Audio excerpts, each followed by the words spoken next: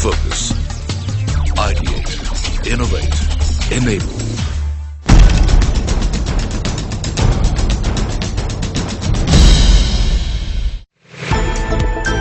India's transition to one of the fastest growing economies of the world has made a mark on the global stage. However, in order to achieve sustainable and inclusive growth, it's imperative to address the unemployment gap to develop an effective skills development environment in the country. And to discuss the need of the hour, Accenture and CNBC TV18 organized a platform where industry experts discussed various opportunities and challenges to build a strong skills ecosystem in India.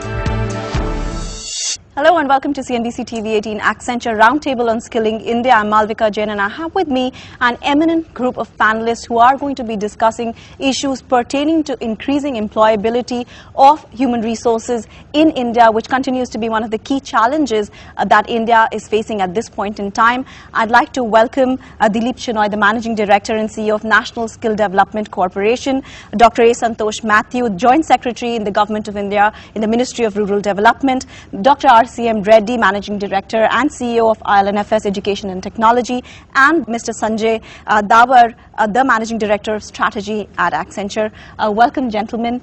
And without taking much of your time, Mr. Chinoy, if I could come to you first. Arun Jaitley in his maiden budget speech mentioned that 7 to 8% growth or higher is something that the government is looking towards in the next 5 years.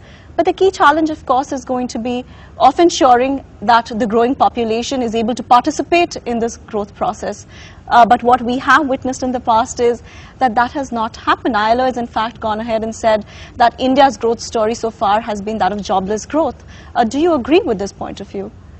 I think these statistics, Malvika, are one aspect of what is coming out in front. But if you look at reality, you have, as ILO has pointed out, people without jobs, but there are many cases where there are jobs without people. And the challenge is, how do you ensure that there are enough jobs for the people who want jobs, and how do you take care of the people wanting jobs to be skilled and ready to take up those jobs? And that's the challenge which is actually facing India. If you look at the macro numbers and look at it in a different manner, there are going to be about 12 crore children who are going to reach 18 and above by 2019. Right.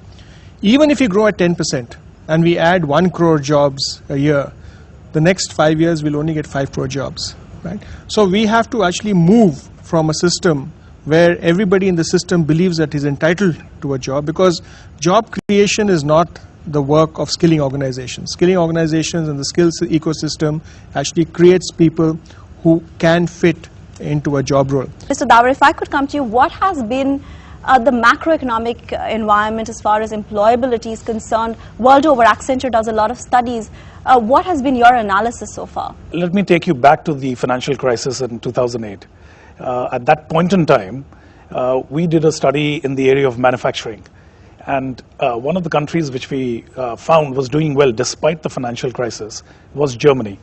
And as we dug deep, what we realized is that their inherent systems in the area of manufacturing skill development is so good that the individual who is specialized gets so much of importance in their ecosystem that they were able to grow manufacturing that year by 3 to 4%. Now, which brings me to lessons for us when we are talking about skilling. If you look at countries like Germany or Australia or even China for that matter, I think the focus on apprenticeship in industry is of a different quantum.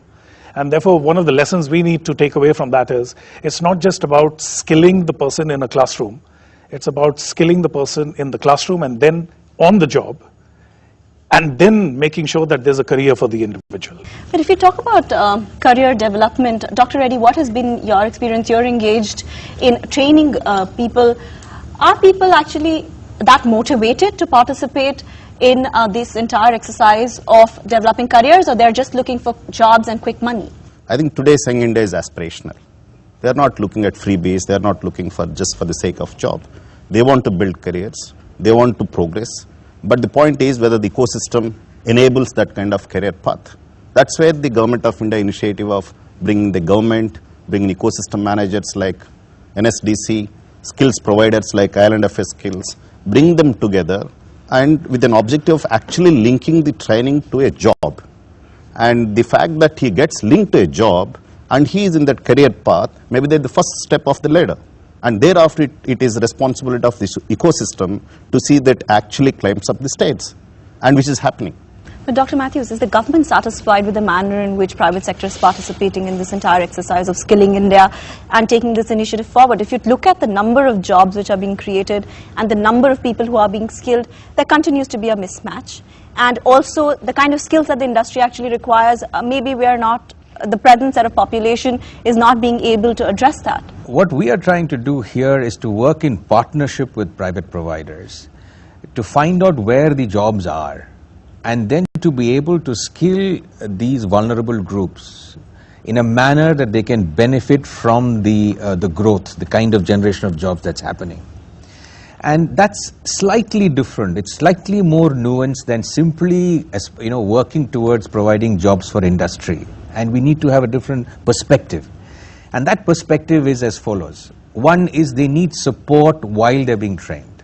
Right. They need some extra support in the initial sort of few months. It's been our experience that people who come from poor areas, especially if they have to migrate, if you're able to hold them onto a job for 6 months, then our retention is much higher.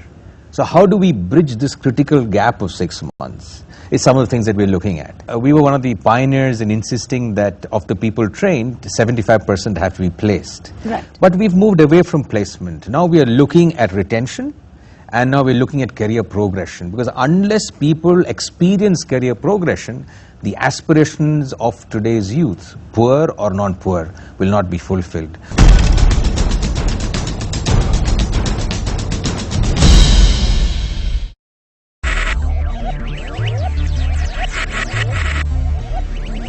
Focus.